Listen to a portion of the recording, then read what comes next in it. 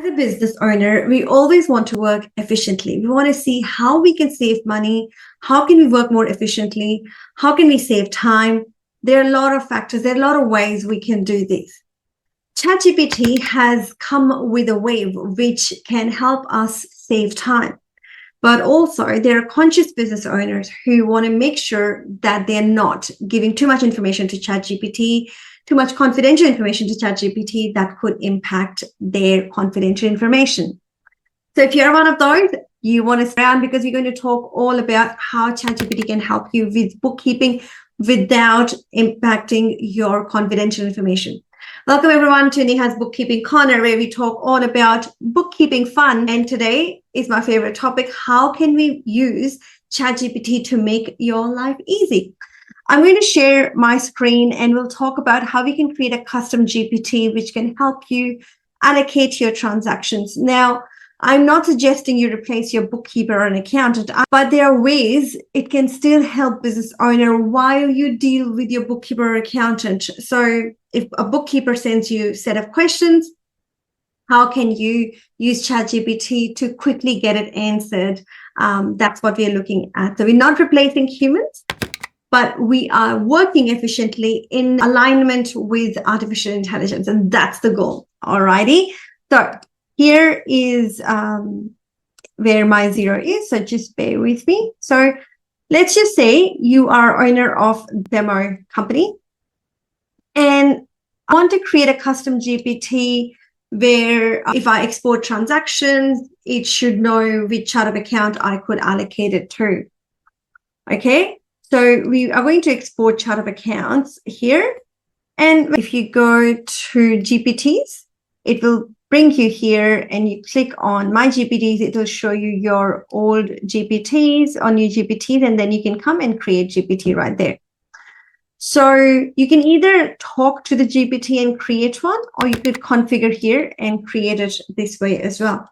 So you can just do here, you can write here some kind of name, say business bookkeeping assistant, business bookkeeping assistant. You are the assistant to help me make my bookkeeping easy and efficient. Okay. And then you can give more and more information, whatever information you want. Again, you can update this as well as you go. So you can just put here, you are the assistant. So I'm just going to put the same information. And then I will go use information from @ato.gov.au.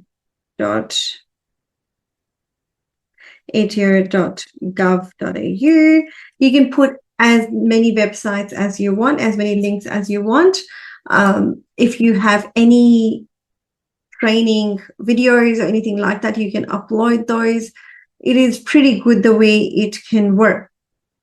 So I'm going to upload chart of accounts here. That way, whenever I ask the question, it can actually use chart of accounts there. So once you're happy with the information you've put in, you just create it for the moment. And then you can either have anyone with the link. So if you want to share it with other people, you can share it as well, or you can just go only me and you test it first and then you share it with other people. Okay.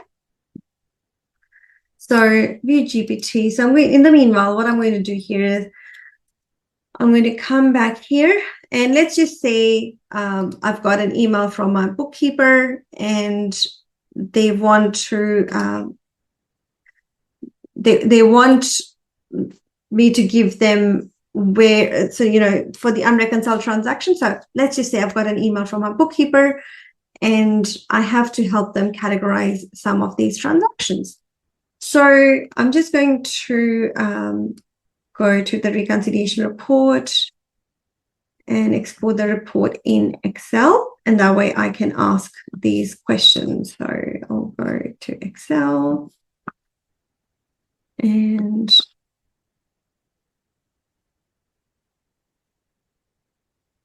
also I'll just show you what I'm doing.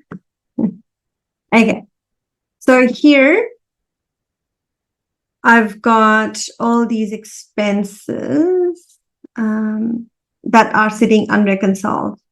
And you know, like, I'm too tired to think, you know, someone just help me. So I can come here and then I'll paste this in ChatGPT, and I'll just share the screen with ChatGPT for you all.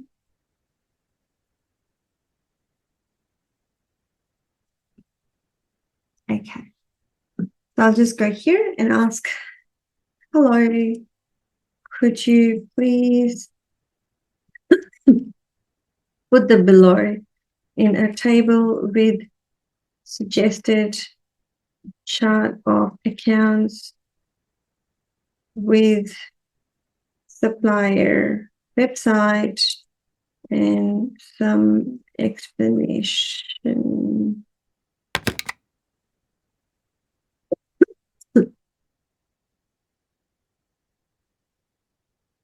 So we will just wait. This is one of the examples. You can eventually, if you ever wanted it to create some financial analysis for you, you can put the reports and everything. Now, the goal is how to keep it confidential. So whenever you export and import the reports, what you want to do is you want to remove your ABN or business name from there and call it something else. You can even have a nickname to your business while you're conversing with ChatGPT, so it doesn't know everything. Although in the settings, you can make it secure as well. Even if it's secure and you're not sure about the security, you can always remove all the confidential information before you import it.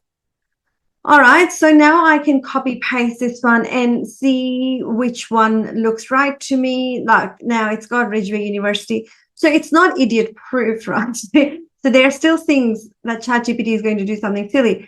It suggested chart of account for this one. This is the money that has come in. This needs to be allocated to the invoice. So, you know, so you can take what it's required, and then you can train and then say, hey, anything that's income always has to be connected to the invoice. So don't suggest chart of accounts for income going forward, something like that. Now, staff amenities, there was really nothing, no website for this one, but it said bakery, then it's suggested staff amenities. So I think it's pretty good for that. And like for e-bank deposit as well, it's just suggested the cash at bank. I think it's done a pretty good job. Again, don't just blindly. So you can actually use copy and put it to Excel or send it to your bookkeeper accountant, but always double check, because as I said, it's not always going to be correct. Okay, always check that. And if ever you find a mistake, like I'm just going to say, do not suggest chart of accounts for income as they should be allocated to invoices. So I'm just training as I go. So the more I can train it, the better results I'll get. So I really hope you all use this. I'm just going to now sharing, and then let me share the security part for you all as well. When you come to your security, first of all, you can have multi-factor authentication here. And under personalization, you can get it from chat history. You can turn it off. You can turn off the saved memories as well. So this is one way of keeping all the security, all your confidentiality intact. You're using ChatGPT for business purposes, but try to not share your confidential information, but use it in a way that it helps you save your time and give you the information you need. I hope you found it useful. So if you want any other topics for us to cover, please mention that in the comment. Thank you very much. I hope you keep running your business smoothly, keep saving your time and money. Thank you very much, and I'll see you next time. Bye-bye. Let's stay in touch. Follow us on YouTube at Neha9442. If you have any questions, feel free to contact us at 0394249447.